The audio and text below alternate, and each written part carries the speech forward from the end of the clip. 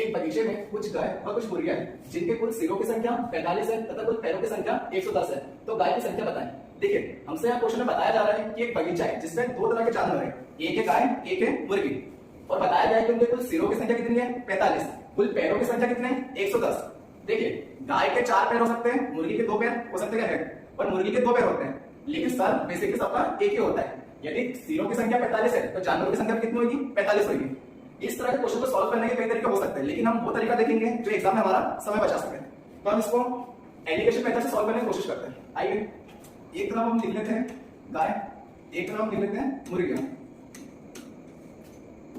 हमें पता है गाय के कितने पैर होते हैं, गाय के पैर होते हैं 4, मुर्गियों के कितने पैर होते हैं, मुर्गी के पैर होते हैं 2। अब थोड़ी देर के लिए मान लीजिए कि यदि मेरे पास पूरे 45 के 45 जानवर यदि गाय होती तो उनके पैरों की संख्या कितनी हो जाती, उनके पैरों की संख्या हो जाती 180। ठीक है, अब मान लीजिए यदि मेरे पास 45 जानवर है, यदि ये पूरे के पूरे मुर्गियां होती तो मेरे पास पैरों की संख्या कितनी हो जाती, मेरे पास पैरों की संख्या हो जाती 90, लेकिन मेरे पास पैरों की संख्या है कितनी, मेरे पास पैरों की संख्या है 110। ठीक है, अब यहाँ हम एलिगेशन मेथड लगा सकते हैं। एलिगेशन मेथड क्या बोलती है, इनका और इनका डिफरेंस लो, कितना हो जाएगा 180 और 110 का डिफरेंस 70, इनका डिफरेंस कितना हो जाएगा 20। अब हम यहाँ इनका अनुपात बना सकते हैं, बिल्कुल बना सकते हैं।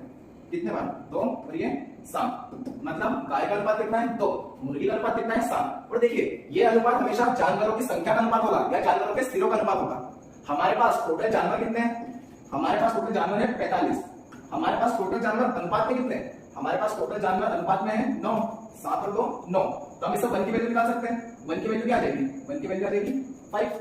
अब हमसे आप जो पूछेगा हम उसके अनुपात से गुणा करके उसकी संख्या बता सकते हैं। हमसे क्या पूछा है, हमसे पूछा है गायों की संख्या, तो गाय का अनुपात कितना है, गाय का अनुपात है 2, तो इस 5 का अनुपात इस 5 से गुणा किसमें करना है 2 में, तो गायों की संख्या कितनी है 10। तो यही हमारा आंसर।